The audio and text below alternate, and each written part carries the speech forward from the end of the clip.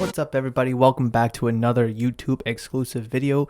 My name is James Murphy. I am your host, aka Murph, and welcome back to another YouTube exclusive. Like I said, thank you so much for joining me, and hopefully you enjoyed this content. This video is definitely going to be an exciting one. As we gear towards baseball season, I am going to be giving you my top 25 players in Major League Baseball for the 2021 season as it stands right now, right this second. And I'm very excited for this. Took me a little bit to get this list together because I had to do a lot of research on all the players and whatnot. But I'm very, very excited for this. And I think this list is very accurate in my humble opinion. However, I do believe that this list also warrants a lot of discussion, which is kind of the point of making such a list, is to develop and get conversation, discussion generated. So hopefully you agree with me, but if not, that's okay. I would love to hear your thoughts and opinions down in the comments below. If you'd rather reach out to me on Twitter and on Instagram, whether it is through a tweet or a DM or whatever, my handle is at Murphs_BostonST, where the ST stands for Sports Talk. Y'all know the drill. Let's just jump right into it. I do have a couple honorable mentions before I do dive into the top 25, and those honorable mentions are in no order. Starting pitcher Max Scherzer for the Washington Nationals, third baseman Alex Bregman for the Houston Astros, and starting pitcher Lucas Giolito for the Chicago White Sox. I think all three of them deserves to be on the top 25 list. However, I only have 25 players to choose from, and I just think they're just missed the cut for reasons of A, they're already established, B, in Max Scherzer's case and Alex Bregman's case, I think they're already established. They had a step back year, and for Lucas Giolito, he had a great phenomenal year in the shortened season and in 2019 as well. However, he has yet to really take that next step forward in being that ace. However, he is still a very, very good pitcher and arguably a top 5 starting pitcher in Major League Baseball right now, top 6, 7, somewhere around there. So all three of these guys, like I said, deserve to be on this top 25 list. I just think they barely missed the cut for those reasons. However, there's no argument to be made on why they can't be in the top 25. But without further ado, I'm going to rattle off a few of these rather quickly and give you brief explanations on why they're in the top 25. However, once we get to the top 10 is when I'll start to kind of break down a little bit more and more about those players. So 25 is third baseman Nolan Arenado for the now St. Louis Cardinals. Just got traded there from the Rockies. He's going to have so much more opportunity to drive in more runs, to be on a successful team. A lot more pressure because he's going to be in playoff contention now. So it'll be definitely interesting to see him play with the young players that they have out there, Paul Goldschmidt and Yadier Molina for the veterans. Aaron Nola, starting pitcher for the Philadelphia Phillies, comes in at 24. He's starting to establish himself as a stud ace pitcher for the Phillies. I really like the stuff that he has, and the Phillies are a bubble playoff team. They can definitely make some noise. However, they just seem like they're a little too short, but it's definitely not his fault. Number 23, shortstop Bo Bichette of the Toronto Blue Jays. This dude is a stud, and to be honest, I am very, very invested in his rookie cards. I just love what he brings to the table for the Toronto Blue Jays, who are going to be a contender this year in the playoffs with the Yankees and hopefully the Rays as well in the American League East. I know the Rays are taking a step back this year, which gives the Blue Jays ample opportunity to take that next step as a contender with the Yankees in the AL East, alongside with them signing George Springer, having Vladimir Jr., having Rowdy Tellez, Lourdes Gurriel Jr., and those young guns over there. So I like what he brings to the table. He is taking a huge step up in being a stud over at shortstop and potentially a all-star this year if there's an all-star game. Number 22 and 21, I'll just kind of rattle off at the same time because they both could be flip-flopped and depends on how you view it. So 22, I have starting pitcher Hugh Darvish for the Padres, and then 21, I have starting pitcher Trevor Bauer for the Los Angeles Dodgers. Yes, Bauer was probably the best pitcher in 2020. However, it was a shortened season, and he is now in a Dodgers rotation where he's probably the third best starting pitcher over there. Years past, he's been very good, but also in years past, he's had some bad seasons, Trevor Bauer, so that's why I kind of put him lower on this list, because it's going to be much more difficult to repeat that kind of performance he had last year for the Reds, also being in the National League West, where it's going to be very competitive with the Padres. and just generally in the National League as well. Hugh Darvish, excellent season. He's had excellent seasons in the past. However, he's also in the National League West, so playing against the Dodgers and in the National League in general is going to be rather difficult, like it was with him and the Cubs. Moving on to number 20, third baseman Anthony Rendon for the Los Angeles Angels. Had a phenomenal couple seasons previously for the Washington Nationals on their way to win the World Series. However, he took a huge step back in his first year with the Angels in 2020. Granted, it was a shortened season. However, there's big question marks coming out of Los Angeles as well. If they're going to be competitive or not, if they have enough pieces. However, I think Rendon is still a top-tier player in all of baseball. However, I just think with his immense step back that he had in 2020, I think warrants him to be around the 20-ish range. Number 19, starting pitcher Walker Buehler for the Los Angeles Dodgers.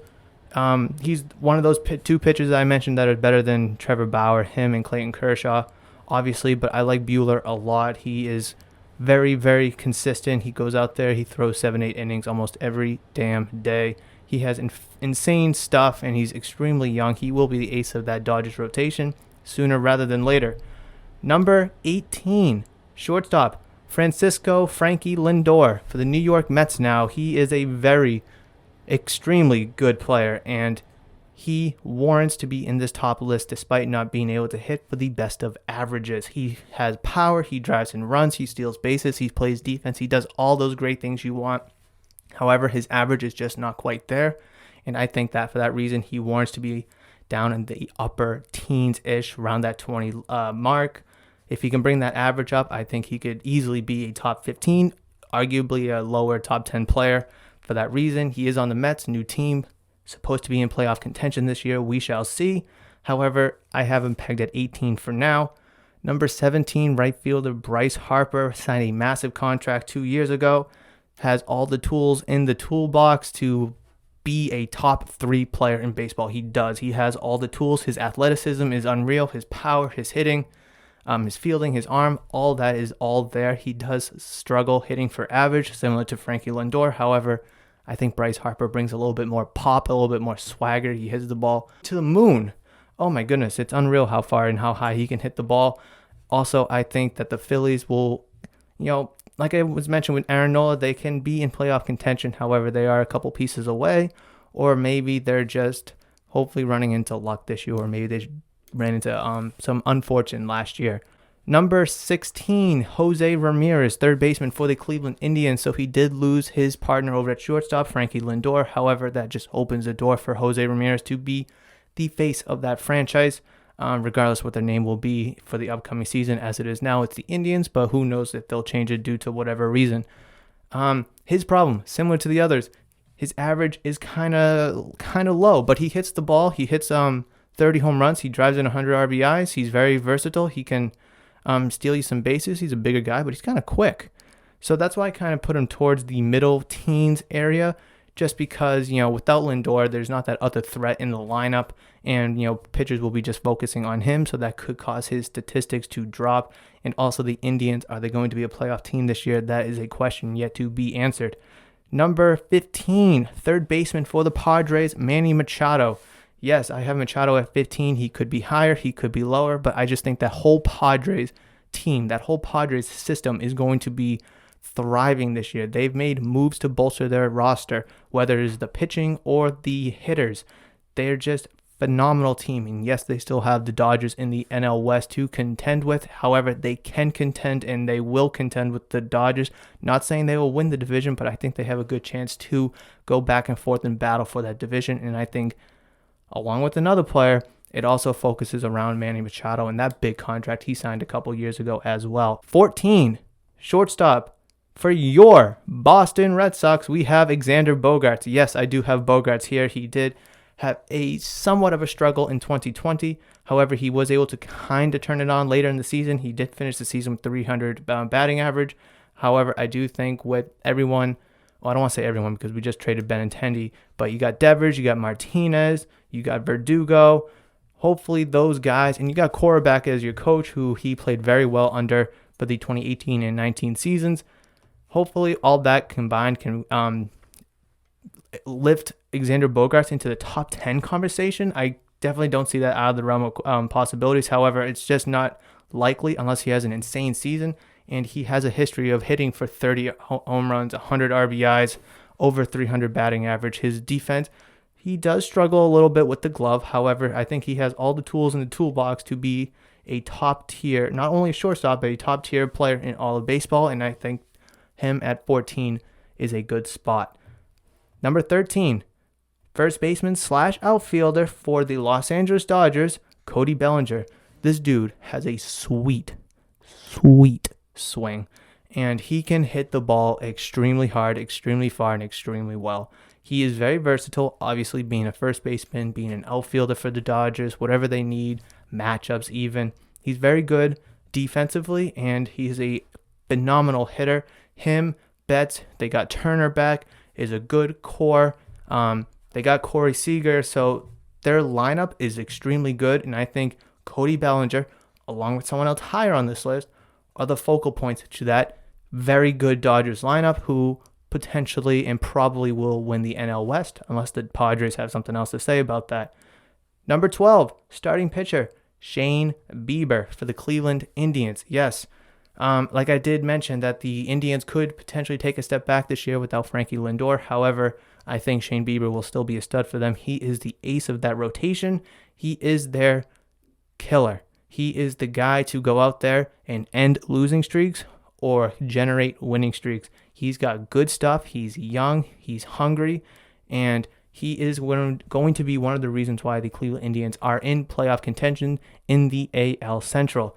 Number 11, first baseman, Freddie Freeman for the Atlanta Braves. NL MVP last year, had a phenomenal season in the shortened 2020 COVID campaign for the Atlanta Braves, winning the National League East.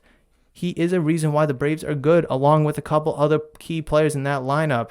And I think without Freddie Freeman, that Atlanta Braves team is probably in the middle of the pack. He plays great defense. He's a tremendous first baseman. He's been over at third base before, but his heart and home is at first base, where he is the best first baseman in all of baseball.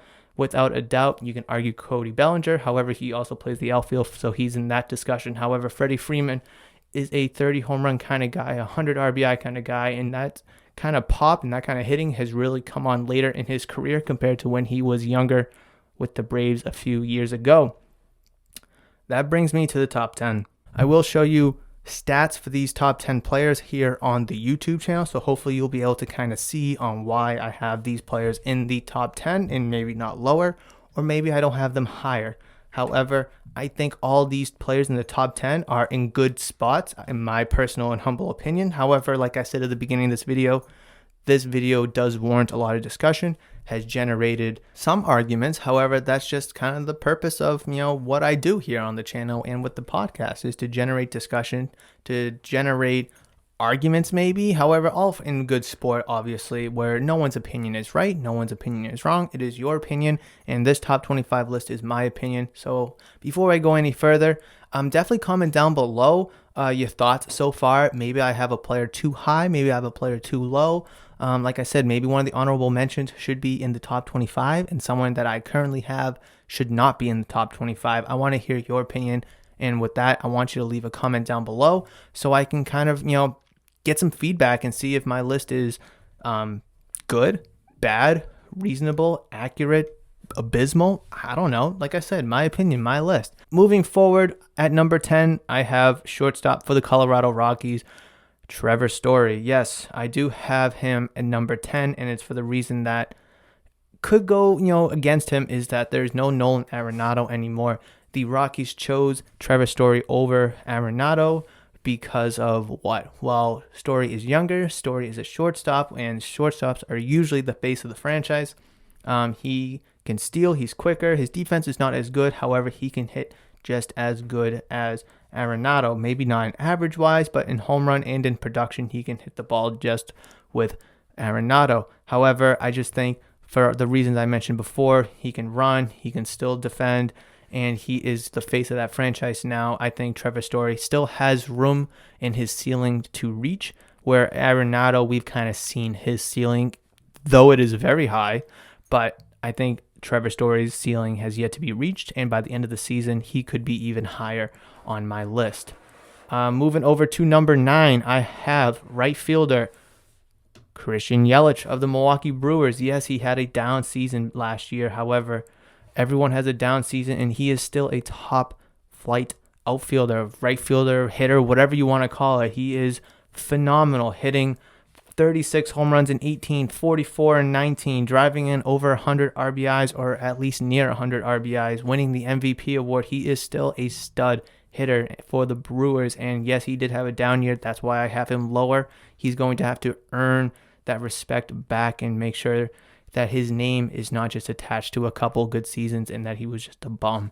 I think that Christian Yelich has all the tools in his basket at his disposal to be a top 5 player in the Major League Baseball, but he's going to have to prove it, and the Brewers are not who they once were. However, they're still relatively good, but with that NL Central getting better and better, you see the Cardinals making moves. The Cubs are trying to make some moves as well. Pirates? LOL, JK. But anyways, Christian Yelich, number 9. Moving on to number 8, we have our first pitcher in the top 10, and that is starting pitcher for the New York Yankees, Garrett Cole. I have him at number 8 for a couple of reasons. One, we know who he is. He has a very high ceiling, but he has reached that ceiling. A few years ago with the Pirates, he was very good, and then he dipped down, and then when he went to Houston, he went back up. And with the Yankees, he did struggle a little bit last year to start. However, he did finish the season strong with the Yankees, having a 2.84 ERA, winning 7 games in 12 starts. Yankees are probably going to win the American League East. However, the Blue Jays will give them a run for their money. However, Cole is the ace of that rotation, though that rotation is thin, so a lot of pressure will be on him to perform, and if he doesn't perform very well, then the Yankees could be in trouble. However, with his stuff and with his history of not losing many games, I have Garrett Cole at number 8. Moving on to number 7. This might be a little shocker or surprise, but I have shortstop for the Washington Nationals, Trea Turner, and it is for this reason. And this reason right here is he has not reached his ceiling yet. His potential is through the roof. He is a stud player for the Nationals, and he really came on last year in the COVID-shortened season, hitting .335 for batting average. In 2019, the last full regular season, he hit .298. He has a little bit of pop, hitting 19 home runs in 2018 and in 2019, where he smashed 12 in 2020. So the power is going up. He's starting to drive in runs, and we cannot forget about his very good defense and his spectacular base stealing ability, where he is a 30-plus stolen base player year in and year out, where he had 43 in 2018. However, he only had 12 in the COVID-shortened 2020 season. However, like I said, he has not hit his ceiling yet. There's so much room to grow. Number 6, we have our second pitcher on the top 10 list, and there is no doubt about it. He's the best pitcher in all of baseball, and that is starting pitcher for the New York Mets, Jacob deGrom. Is there anything else to say about this guy? I mean, let's be honest. He has been and is the best pitcher in all of baseball, and he has been for a few years now. He did not take or suffer any setbacks last year. Granted, he was not on a good Mets team. However, he's still pitching in the mid to low 2s for his ERA, where he had a 1.7 in 2018. That's unbelievable. Nonetheless, they've made some moves to be contenders and potentially win the National League East, highlighting with the move of trading for Francisco Lindor. However, if the Mets are going to be successful, it is going to go through their starting pitching, and that is Jacob deGrom is the guy in that rotation. I really think that deGrom will carry over his crown of being the best pitcher. However, there are some players behind him that could make a run for his money. Garrett Cole, Shane Bieber, Walker Buehler, among others as well. However, as it stands right now, I have Jacob deGrom at number 6 in all of baseball. Moving to the top 5, we have right fielder this year, was left fielder last year, but he's going to be playing right field this year for the Washington Nationals, and that's Juan Soto. He's been getting comparisons to Ted Williams when he's in the batter's box. Let that sink in. Juan Soto's getting comparisons to Ted Williams, and in terms of his comparisons, he's getting comparisons for his hitting abilities in the box, having a keen eye, getting on base, whether it's hitting or through walks. His on-base percentage is over 400. It was flirting with 500 last year in the COVID-shortened season. He did hit 351 last year in the COVID shortened season with 13 RBIs and 13 home runs and 37 RBIs, where the year before he had 34 home runs and 110 RBIs. So just picture in a full season, he could be flirting with 40 and 120 while he's hitting over 330. That's definitely in the realm of possibilities for this guy. He is extremely young, and he is the face of the Washington Nationals. Like I did mention before, Trea Turner is a stud. He is also a huge name and a huge factor for the Nationals. However, if the Nationals are going to have any success, like I mentioned before with Trea Turner, it is going to go through Juan Soto, and I think those two together will feed off of each other and become the meat, the heart, and soul for the Washington Nationals in terms of hitting and also defending the field.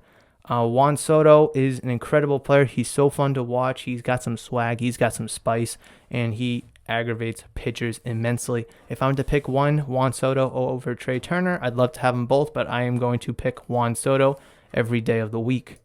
Number 4, it is the cover athlete for Major League Baseball, the show 2021, and that is Fernando Tatis Jr., shortstop for the San Diego Padres. This kid is electric. What else is there to say? I mean, he had a phenomenal 2019 season, hitting 22 home runs and 53 RBIs in just 334 at-bats, carrying a 317 batting average. He did take a small step back in his average, hitting 277 last year, but he was able to belt 17 home runs and drive in 45 RBIs. Him and Machado are going to be the driving force for the Padres if they're going to contend in the National League West or the National League period. Their bullpen is good. Their rotation is spectacular. Trading for Hugh Darvish and Blake Snell. So I think their rotation and their bullpen will be there. It's going to be the batting order, the lineup for the Padres that will have to get it done. And Fernando Tatis Jr. will be the face of that, with Machado being the supporting cast. However, Machado is a stud player in himself. However, him and Tatis will feed off each other and hopefully bring the Padres success, and any success if they hope to bring down the Los Angeles Dodgers' reign of winning the National League West. Moving to the top 3. Before we get to the top 3, I want you to pause this video for a second. Did you pause it? If you haven't, go do it right now, because I want you to list your top 3 right now down below before I give you mine. I think all 3 of these top 3 players are interchangeable between 1, 2, and 3. This is, like I said at the beginning, this is my opinion, my list. However, I think for these reasons I will tell you will warrant where I select them. Number 3, center fielder for the Angels, Mike Trout. Angels and Mike Trout have yet to be in the, I think they were in the playoffs once maybe, and they got swept or something. I don't even know, but they're a struggling team. And yes, the Angels have Anthony Rendon, but that's in Albert Pujols, but that's not going to be enough for them to contend in the American League West with the Oakland Athletics, who are on the surge, and with the Houston Astros, who are good as they are. Mike Trout has been, and will be one of the best players in baseball for years to come and for years past. He is a stud. He could easily be number 2 or number 1. However, I think he will be number 3 behind these other 2 players, because he did take a small step back last year, only hitting 281, and the year before hitting 291. Yes, that's still a good average. However, that is not the Mike Trout we're used to seeing. His power numbers are still very much there. His RBI production is still very much there. However, he can only do so much as just one player. I really think that if the Angels don't make the playoffs or are not in contention, they are wasting Mike Trout. Trading him is probably out of the picture for the Angels. However, they're just wasting Mike Trout at this point, and for that reason, with them not being a playoff team, going to put Mike Trout at number 3 instead of higher. And that is going to bring us to number 2, and that is right fielder for the Los Angeles Dodgers, Mookie Betts. In accordance to Cody Bellinger and all those studs that they have on this team, Mookie Betts is one of, if not the face of the Dodgers, signing a beautiful, lucrative 12-year contract, I think it was, the spring training last year. Mookie Betts is Mookie Betts. What can I say?